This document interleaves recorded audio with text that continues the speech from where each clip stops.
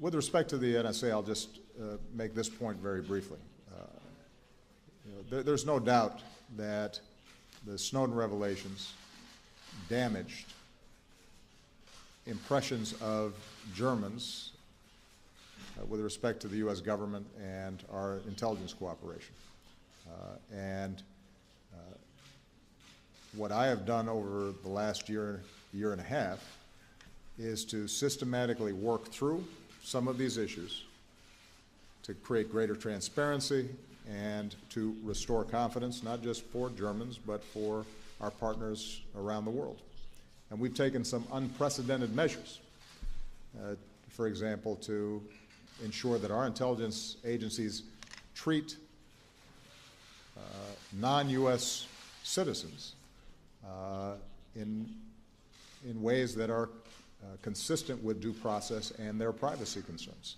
It's something that I put in a presidential order and has not been ever done not only by our intelligence agencies, but I think by most intelligence agencies around the world. There are going to still be areas where we've got to work through these issues.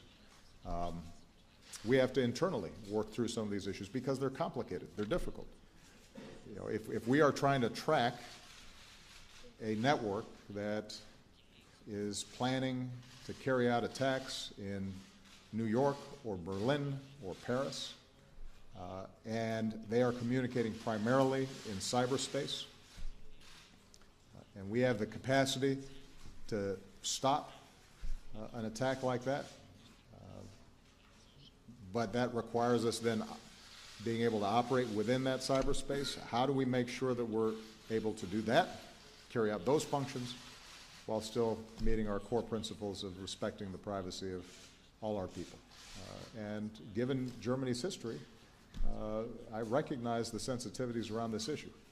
What I would ask would be that the German people recognize that the United States has always been on the forefront of trying to promote civil liberties, that we have traditions of due process that we respect, that we have been a consistent partner of yours in the course of the last 70 years and certainly the last 25 years in reinforcing the values that we share.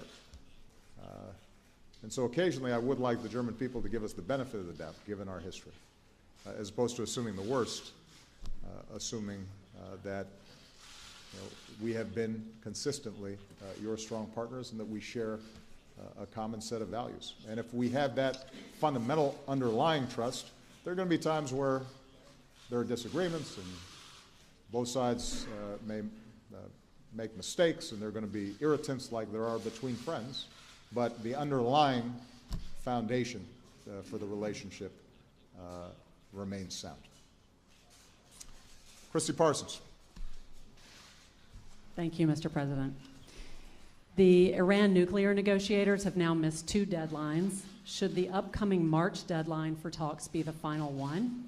And what are the circumstances in which you think it would be wise to extend those talks? Also, sir, some have suggested that you are outraged by the Israeli Prime Minister's decision to address Congress. Is that so? And how would you advise Democrats who are considering a boycott? First of all, we understood, I think, from the start when we set up the interim agreement with Iran that it would take some time to work through incredibly complex issues and a huge trust deficit between the United States and Iran, and the world in Iran, when it comes to their nuclear program. So I think there was always the assumption that although the interim agreement lasted a certain period of time, that we would probably need more time to move forward. The good news is that there have been very serious discussions. That time has been well spent. During this period of time, issues have been clarified, gaps have been narrowed, the Iranians have abided by the agreement. So this is not a circumstance in which, by talking, they've been stalling and meanwhile advancing their program. To the contrary, what we know is the program has not only been frozen, but with respect to, for example, 20% enriched uranium, they've reversed it. And so we're in a better position than we were before the interim program was set up. Having said all that, the issues now are sufficiently narrowed and sufficiently clarified where we're at a point where they need to make a decision.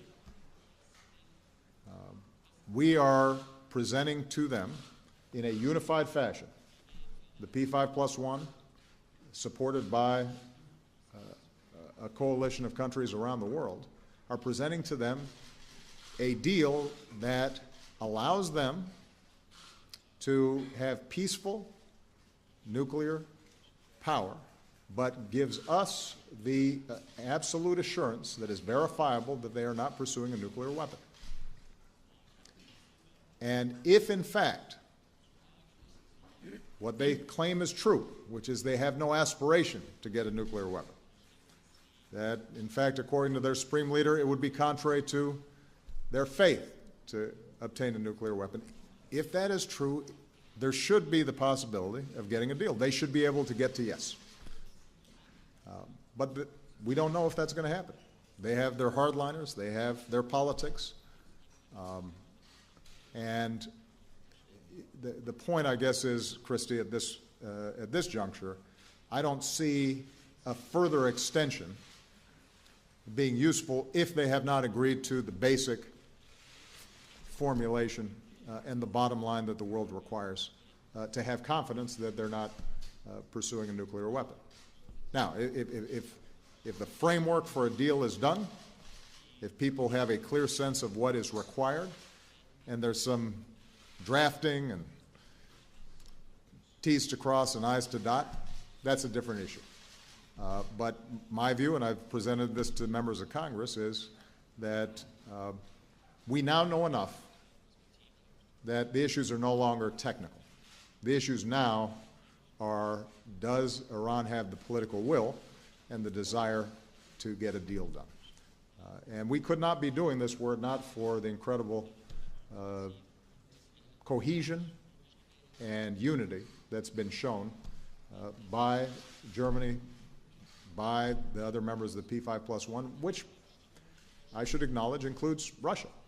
I mean, this is an area where they've actually served a constructive role, and China's served a constructive role, and there has been no cracks in this on the P5+1 side of the table. And I think that's a testament to the degree to which we are acting reasonably in trying to actually solve a problem. With respect to Prime Minister Netanyahu, as I've said before, I talk to him all the time. Our teams constantly coordinate. We have a practice of not meeting with leaders right before their elections, 2 weeks before their elections.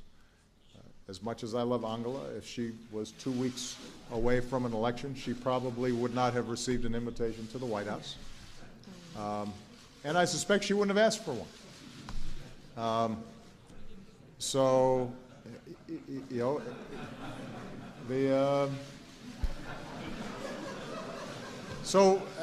know, this is just, you know, some of this just has to do with how we do business.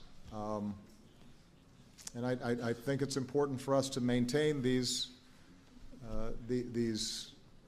protocols, because the U.S.-Israeli relationship is not about a particular party.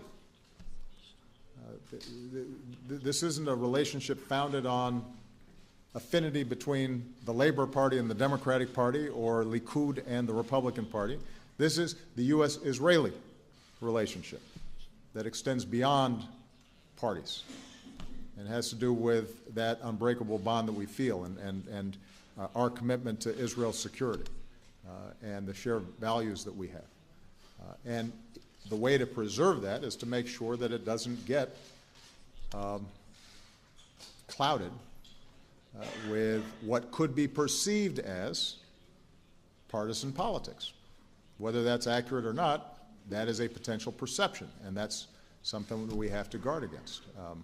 Now, I don't want to be coy.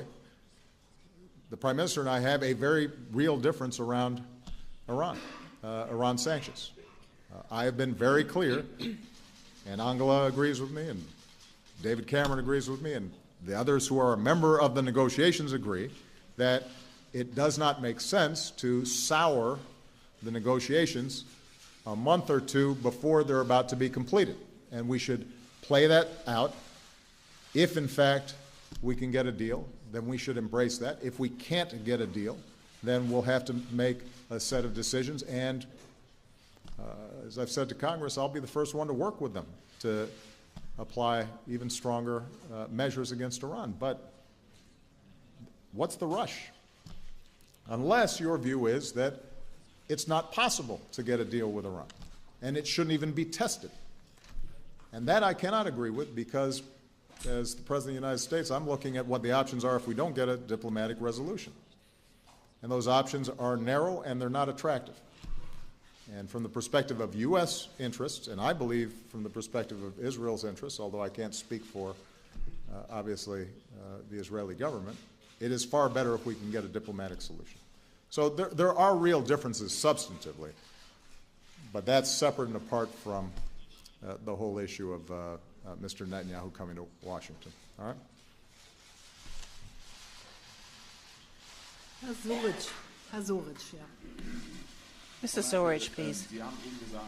Ms. Merkel, you just said the question is what will be effective in the Ukrainian crisis, and diplomacy, as you said yourself, has not really has not really brought about that much of a progress. Can you understand the impatience of the Americans when they say we ought to now deliver weapons? And what makes you feel confident that diplomacy will carry the day in the next few days and weeks? And on Greece, obviously, I also have to ask you, what is your comment on the most recent comments of the Greek Prime Minister, who says, let's end those programs, and I'm going to stand by the promises I made during the election campaign. How do you envisage the further cooperation with the Greek government? And to you, Mr. President, I address the question. There's quite a lot of pressure by members of your government who say weapons should be delivered to the Ukrainians. Now, you yourself have said you want to ratchet up the cost